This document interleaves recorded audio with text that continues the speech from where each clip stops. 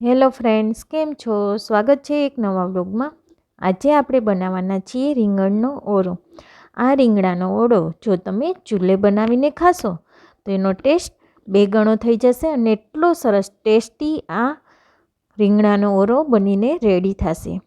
તો આ રીંગણનો ઓળો જો તમે સિટીમાં રહેતા હોય તો આ રીતે તમે ચૂલા ઉપર બનાવીને ખાશો તો એકદમ સરસ ટેસ્ટી લાગશે. તો એક વખત આ રીતે જરૂરથી બનાવીને ટ્રાય કરજો.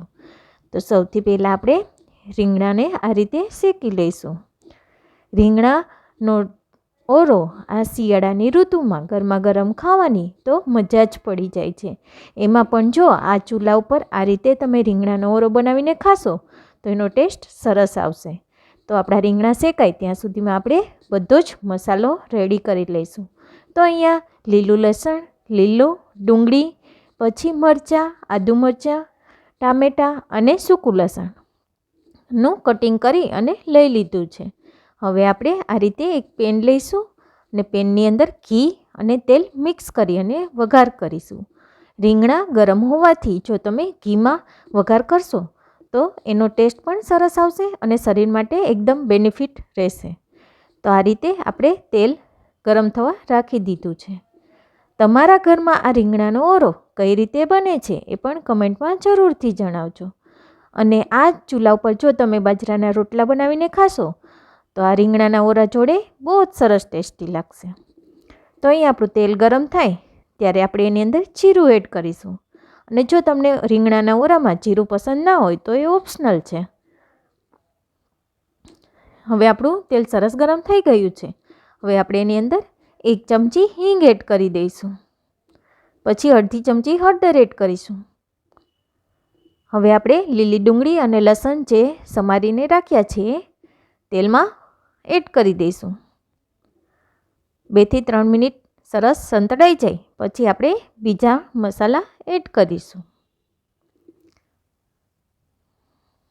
અને આ રીંગણાનો ઓળો જો ચૂલે બને તો એનો ટેસ્ટ જ અલગ હોય છે.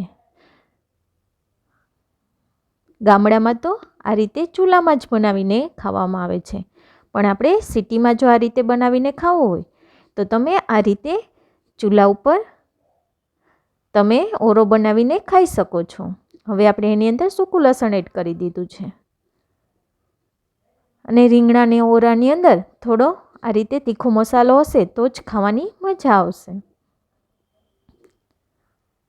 તો હવે આપણે એની અંદર થોડી લસણની ચટણી પણ એડ કરી દીધી છે. તો આ તીખો તમતમતો રીંગણાનો ઓળો શિયાળામાં તો ખાવાની મજા પડી જાય છે. હવે આપણે એની અંદર ટામેટું એડ કરી દઈશું.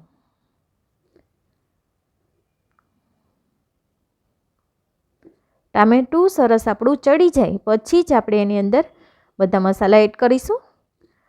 ત્યાં સુધીમાં આપણે જે રીંગણા શેકીને રાખ્યા છે એની આ રીતે છાલ ઉતારી અને આ રીતે માવો તૈયાર કરી લઈશું.